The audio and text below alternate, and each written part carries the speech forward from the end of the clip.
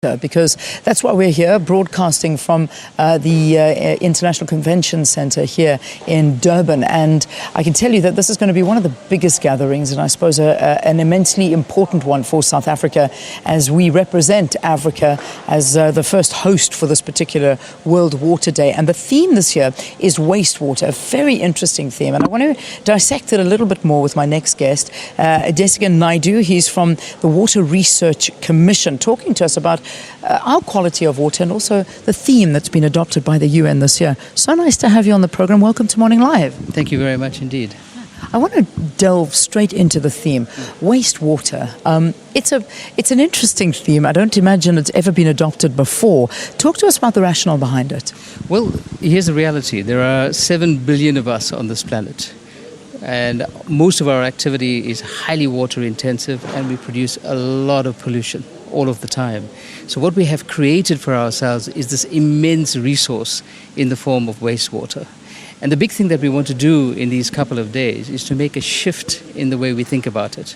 We want to move from wastewater as a pollutant, as a cause for illness, as a cause for death in many parts of the world, into a resource that we can use.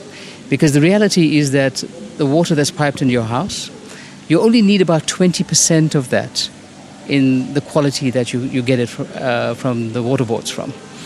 The others, all of the other activities in your house can actually come from recycling and reusing that water. Yeah.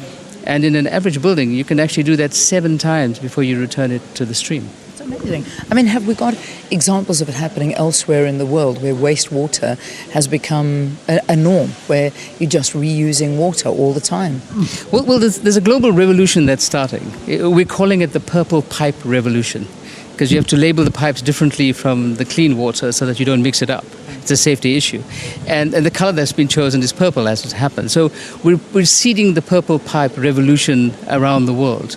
So we do some of that in this country, but our colleagues in Western Europe seem to be a little bit ahead of the game, and this is where we need to catch up. But I mean, in South Africa, let's use ourselves as an example. You say that we do use it slightly. I mean, we do use, we have got reusable and wastewater that we use. Yeah. What do we use it for? And I suppose when we look at the percentages of the water that's being used, how much is wastewater? Well, here's the story. The extent to which you use it depends entirely on how much you want to spend around treating it. So you could use grey water in your own household, directly in your garden, for instance, for non-food crops. But if you went to the step of cleaning it up a little bit, you could actually use it for a variety of other reasons. And then we have to go beyond our households into the wastewater that is around us. So we have huge amounts of wastewater coming out of our systems every day, which can be treated and reused inside the system locally. But we also have large reservoirs of polluted water in this country, like the acid mine water, for example. And we now have the technical capability to be able to clean that up and use that once again as clean water. Which I imagine is it's great, but contamination risks. I mean, is there not a big risk coming with using wastewater and the ability to make sure that this water is clean and that people can drink it without getting sick? Well, absolutely. The idea wouldn't be to, well, you need an extreme amount of treatment to get it to the level that you can drink it again, yes. But just think about in your own household, how much of your water you use for consumption and how much you use for a range of other purposes that need different qualities. So the safe thing to do is to reuse the water for the different uses. And if you really need to, then we can get it. We have the technological capability to get it to the drinking water quality that you want. And one of the things that we're working a lot of new science around are the new standards that you're going to need, not only for the water itself, but for the devices that are able to produce the water at this kind of quality. Quite interesting. We're getting to pretty much wrapping up the interview, but I would love to ask you on a personal level, because I mean, I can imagine that having all the experts when it comes to water research here in South Africa, in Durban, all under one roof must mean a lot for water research in South Africa. And South Africa certainly coming under the spotlight. We've been struggling a lot lately when it comes to water shortages. There are droughts in most of our provinces, and it's a big problem. Talk to us about this. What does it mean to you to be hosting this particular UN conference? Well, it's absolutely incredible. I mean, one of the things that South Africans don't know is that we do really, really well in water research. We are, in fact, ranked 18th in the world with our water research. So we're in the top 20. And we're building massive global partnerships around getting this to move. Because here's the reality, Leanne.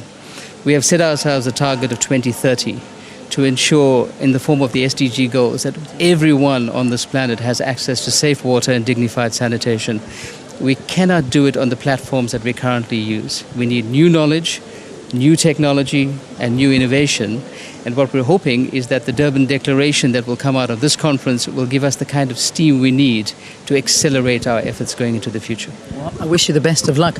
Just to elaborate more on that goal, I mean, that's goal number 6, to do exactly what you're talking about. The reality is that we look at numbers and we break it down of how it looks. I mean, we're sitting with today 663 million people in this world that go without water. I mean, it's a very sobering thought as you, I suppose, brush your teeth, as you have your coffee, as you do everything that you do and you take for granted. There are 663 million people in this world that don't have that luxury. Thank you for talking to us. I do hope that some solutions are found here and that this is the first of many that we can host here in South Africa. Absolutely. Thank you. All right, an absolute pleasure.